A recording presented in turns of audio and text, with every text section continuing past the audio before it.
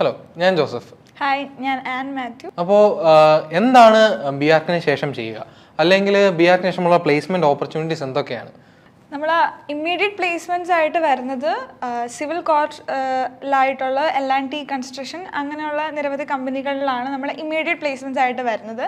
അല്ലെങ്കിൽ അതുപോലത്തെ രീതിയിൽ നമുക്ക് അറിയാവുന്ന സോഫ്റ്റ്വെയറുകൾ വെച്ച് ഒരു വെബ് ഡിസൈനിങ് പോലത്തെ കമ്പനികളിൽ കയറാൻ സാധിക്കുന്നതാണ്. പിന്നെ നമുക്ക് വരുന്നത് ഓൺ ഫേം, നമ്മൾ ഫ്രീലാൻസിങ് അല്ലെങ്കിൽ സ്റ്റാർട്ടപ്പ് എന്നുള്ള രീതിയിൽ നമുക്ക് തുടങ്ങാവുന്നതാണ്. നമ്മുടെ പ്രൊജക്ട്സ് ഒക്കെ കണ്ട് ഇഷ്ടപ്പെട്ട് ക്ലയൻസ് വന്ന് അങ്ങനെ നമുക്ക് ഫ്രീലാൻസ് ചെയ്യുന്ന വേറെ ഓപ്ഷനാണുള്ളത്. അതെ, ആ ഒരു ഓപ്ഷനിൽ പോവുകയാണെങ്കിൽ നമുക്ക് നമ്മുടേതായ ടൈമിങ്ങും അല്ലെങ്കിൽ നമുക്ക് വേണ്ടത്ര പ്രൊജക്ട് സെലക്ട് ചെയ്യുക, അത് കുറച്ചും കൂടി ഫ്രീഡം കിട്ടുന്ന ഒരു പാത്താണത്. പിന്നെ നമുക്കുള്ളത് അതർ ഫീൽഡ്സ് ആയിട്ട് വരുന്നത് നമുക്ക് ആർക്കിടെക്ചർ, ഫോട്ടോഗ്രാഫി, പിന്നെ ഇന്റീരിയർ ഡിസൈൻ, ലാൻഡ്സ്കേപ്പ് ഡിസൈൻ ഉണ്ട്. അതുപോലെ തന്നെ റിസ്റ്റോറേഷൻ ആർക്കിടെക്ചർ ഉണ്ട്. അതായത് നമുക്ക് പഴയ മോണുമെന്റ്സ് ഒക്കെ റിസ്റ്റോർ ചെയ്യുക, അങ്ങനത്തെ ഒരു ഫീൽഡിലേക്ക് പോകാം. പിന്നെ വെബ് ഡിസൈൻ, അത് ഓൾറെഡി പറഞ്ഞിരുന്നു. പിന്നീട് നമുക്ക് വേണമെങ്കിൽ പ്യൂർലി ഒരു ആർട്ടിസ്റ്റിക് രീതിയിലേക്ക് പോകാം. കാരണം നമ്മൾ മെയിൻലി ഒരു ക്രിയേറ്റിവിറ്റിനെ ഫോക്കസ് ചെയ്തുകൊണ്ടുള്ള ഒരു കോഴ്സും കൂടിയാണ് ബിആർക്ക്. അപ്പോൾ അതുകൊണ്ട് നമുക്ക് ഒരു കംപ്ലീറ്റ്ലി ഒരു ആർട്ടിസ്റ്റിക് രീതിയിലേക്ക് പോകാം, അല്ലെങ്കിൽ 3D സ്കൾപ്റ്റിംഗ് അങ്ങനത്തെ ഒരു പല ക്രിയേറ്റീവ് ആയിട്ടുള്ള രീതിയിലേക്ക് പോകാം. ആനിമേഷൻ, 3D വിഷ്വലൈസേഷൻ, അങ്ങനെ സെപ്പറേറ്റ് ഫീൽഡായിട്ട് തന്നെ നമുക്ക് ഡീവിയേറ്റ് ചെയ്ത് പോകാവുന്നതാണ്. കാരണം നമുക്ക് ബിആർക്കിലാണെങ്കിൽ നമുക്ക് ഓപ്പർച്യൂണിറ്റീസ് ഉണ്ട്. വേറെ അധികം കുറേ ഫീൽഡിലേക്ക് നമുക്ക് നമുക്ക് ഇൻട്രസ്റ്റ് ആകുവാണെങ്കിൽ നമുക്ക് അതിലേക്ക് കൂടുതൽ ഫോക്കസ് ചെയ്ത് നമുക്ക് പിന്നെ മൂവ് ഓൺ ചെയ്യാം. പിന്നെ പൊതുവെ ഒരു ബിആർക്ക് സ്റ്റുഡൻറ്റിന് റെയർലി ആണ് എന്താ പറയുക പ്ലേസ് ചെയ്ത് അങ്ങനെ ഒരു പോകണമെന്ന് ആഗ്രഹിക്കുക. പൊതുവെ more of the students are interested in higher studies and or else going for A freelancing option. പിന്നെ നമ്മൾ ഹയർ സ്റ്റഡീസ് പോകുമ്പോൾ ഗേറ്റ്, ഇന്ത്യയിലെ ഉള്ളിൽ ഗേറ്റ് ആണ്, നമുക്ക് സ്റ്റൈപ്പൻഡ് ഉണ്ട്. ഗേറ്റ് കിട്ടി നമുക്ക് NIT, IIT, school and architecture ഇപ്പം അല്ലെങ്കിൽ ഇപ്പോൾ പുറത്തേക്ക് യൂണിവേഴ്സിറ്റിയിൽ പോകണമെങ്കിൽ നമ്മൾ നമ്മുടെ വർക്ക്സിന്റെ എല്ലാം കൂടി ഒരു എന്താ പറയുക പോർട്ട്ഫോളിയോ ഉണ്ടാക്കി സബ്മിറ്റ് ചെയ്യേണ്ടത്. അത് നമ്മളൊരു ആർക്കിടെക്റ്റിനെ സംബന്ധിച്ചോളം ഏറ്റവും ഇമ്പോർട്ടൻ്റ് ആയിട്ടുള്ള ഒരു സാധനമാണ് അവരുടെ പോർട്ട്ഫോളിയോ എന്ന് പറയുന്നത്. നമ്മുടെ 5 ഇയർ കോഴ്സിൽ നമ്മൾ എന്താണോ ചെയ്തത്, നമ്മൾ എന്താണോ വർക്ക് ചെയ്തത്, അതിന്റെ റെപ്രസെന്റേഷൻ ആണ് പോർട്ട്ഫോളിയോ. അത് ഭയങ്കര ഇമ്പോർട്ടൻ്റ് ആണ്. അത് എങ്ങനെ നമ്മൾ നന്നായി റെപ്രസെന്റ് ചെയ്യുന്നോ അതിനനുസരിച്ചായിരിക്കും നമുക്ക് കമ്പനിയിൽ കിട്ടണം. പിന്നീട് ഈ ഒരു കോഴ്സ് എന്ന് പറയുന്നത് നമുക്ക് ഒരു പെട്ടെന്ന് എസ്റ്റാബ്ലിഷ് ആവാൻ പറ്റുന്ന ഒരു ഫീൽഡ് അല്ല. It takes A bit of time.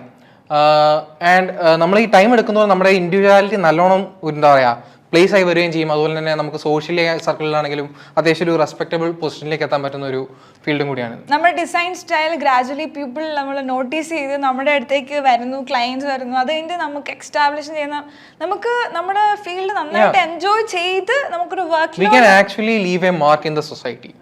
പിന്നെ നമുക്ക് അങ്ങനെ ഒരു വർക്ക് പോലെ നമുക്ക് ഒരിക്കലും തോന്നില്ല. നമ്മൾ ഇഷ്ടമുള്ള കാര്യം ചെയ്ത് നമ്മൾ തന്നെ ചെയ്ത് അതിൽ കണ്ടിന്യൂ ചെയ്യുമ്പോൾ നമുക്കൊരിക്കലും ഒരു എംപ്ലോയി ഫീൽ, ഒരു ജോബ് എംപ്ലോയി ഫീൽ എന്നുള്ള ഒരു വരില്ല, ഒരിക്കലും നമ്മൾ ആർക്കിടെക്ചറിൽ വരില്ല. നമ്മൾ കൂടുതലും എന്താ പറയുക നമ്മുടെ ഒരു ഹോബീനെ അല്ലെങ്കിൽ ഒരു പാഷനെ ഫോളോ ചെയ്യുന്ന ആ ഒരു രീതിക്ക് ഇത് വരുന്നുള്ളൂ. അതുകൊണ്ട് നമുക്ക് ആ പാഷൻ ഫോളോ ചെയ്ത് പോവുകയാണെങ്കിൽ നമുക്ക് നന്നായിട്ട് നമുക്ക് നല്ലൊരു ഇതിൽ നമുക്ക് കൊണ്ടുപോകാൻ പറ്റുന്നതാണ് ഈ ഫീൽഡ്. ഇനി ഗവൺമെന്റ് സെക്ഷനിൽ പോവുകയാണെങ്കിൽ പോലും PSCക്ക് ശേഷം നമുക്ക് ടൗൺ പ്ലാനിങ് പോലത്തെ ഫീൽഡിലേക്ക് കയറാൻ സാധിക്കുന്നതാണ്. ടെസ്റ്റ് പാസ്സായി കയറാവുന്നതാണ്. അതുപോലെ തന്നെ അല്ലാണ്ട് ഇപ്പം നിങ്ങൾ അല്ലാണ്ട് ഒരു ഫേമിൽ ആണ് ജോലി ചെയ്യുന്നതെങ്കിൽ പോലും അവിടെ നിന്നും നിങ്ങൾക്ക് ടെൻഡറുകൾ ഉപയോഗിച്ച് ഗവൺമെന്റിന്റെ പ്രോജക്റ്റുകൾ ഏറ്റെടുത്ത് അവിടെ വർക്ക് ചെയ്യാവുന്നതാണ്. പിന്നീട് സർവേകൾ അങ്ങനത്തെ രീതിയിൽ ഉള്ളതിൽ പങ്കെടുക്കാം. ഇന്റേൺഷിപ്പ് ചെയ്യുകയാണെങ്കിൽ നമ്മൾ ചിലവരൊക്കെ ആ ഫേമിൽ തന്നെ കണ്ടിന്യൂ ചെയ്ത് പോകുന്നതാണ്. കാരണം നമുക്ക് പാസ്സായി കഴിഞ്ഞാൽ നേരെ കമ്പനി കയറി ജോയിൻ നമുക്കൊരു ഫെമിലിയർ ആയിട്ടുള്ള എൻവയോൺമെന്റ് ആയിരിക്കും അത്. കാരണം നമ്മൾ ഒരു സ്റ്റൈലിൽ ഫോളോ ചെയ്ത് തുടങ്ങി കഴിഞ്ഞാൽ പിന്നീട് നമ്മൾ അതുമായിട്ട് ഒരു യൂസ്ഡ് ആയി പോകുന്ന ഒരു രീതി ഉണ്ടാവും. കാരണം അതിലായിരിക്കും നമ്മുടെ ഒരു സിഗ്നേച്ചർ എന്ന് പറയുക. സിഗ്നേച്ചർ സ്റ്റൈൽ അത് ഓരോരുത്തർക്കും ഡിഫറെൻ്റ് ആയിരിക്കും. അപ്പം അതനുസരിച്ച് നമുക്ക് നമ്മുടെ വർക്ക്സും ബാക്കി കാര്യങ്ങളൊക്കെ കൊണ്ടുപോകാം. നമ്മൾ ഈ ഒരു ഫീൽഡിൽ എത്തുമ്പോൾ പൊതുവെ നമുക്കൊരു ഗൈഡ് ലൈൻ ആയിട്ട് നിൽക്കുന്ന എപ്പോഴും അല്ലെങ്കിൽ ഓരോ സംശയങ്ങൾ ക്ലിയർ ചെയ്യാൻ നമ്മുടെ സീനിയേഴ്സ് ആയിരിക്കും. ഒരു പ്രൊഫസേഴ്സിനേക്കാളും കൂടുതൽ നമുക്ക് അറ്റാച്ച്മെന്റ് എപ്പോഴും സീനിയേഴ്സ്. നമുക്ക് പ്രൊഫസേഴ്സ് സെയിം ലെവലിലാണ് നമ്മുടെ സീനിയേഴ്സ് നിൽക്കുന്നത്. പ്രൊഫസേഴ്സ് എന്ന് പറയുമ്പോൾ നമ്മൾ കുറച്ചും കൂടി ഫോർമൽ ആണ്. അതേ ടൈമിൽ സീനിയേഴ്സ് ഒക്കെ ആകുമ്പോഴത്തേക്ക് നമുക്ക് കുറച്ച് ഇൻഫോർമൽ ആയിട്ട് സംസാരിക്കുകയും കുറച്ച് ഫ്രീ ആയിട്ട് കാര്യങ്ങൾ അറിയാം, എന്ത് ഡൗട്ട് ചോദിക്കാം, അവർ എന്ത് ഹെൽപ്പ് വേണം നമുക്ക്. അതുപോലെ തന്നെ നമ്മളും അവർക്ക് ജൂനിയേഴ്സ് സീനിയേഴ്സ്, സീനിയേഴ്സ് ജൂനിയേഴ്സ്, ആ ഒരു റിലേഷൻഷിപ്പ് നന്നായിട്ടുണ്ട് നമ്മുടെ ഈ ഫീൽഡിൽ. അത് ഈ ഒരു ഫീൽഡിൽ തുടർന്നും വേണ്ട ഒരു കണക്ഷനാണ്. ഇപ്പം നിങ്ങൾ ഏതൊരു സ്ഥാപനത്തിൽ ചെന്നാലും നിങ്ങളുടെ സീനിയേഴ്സായിട്ട് ഒരു നല്ല കണക്ഷൻ മെയിൻറ്റെയിൻ ചെയ്യുക. അവരിപ്പം നിങ്ങളുടെ കൂടെ തന്നെ ഇപ്പം ബ്രില്യൻറ്റിൽ നിന്ന് തന്നെയുള്ള സീനിയേഴ്സും ഉണ്ടാവാം.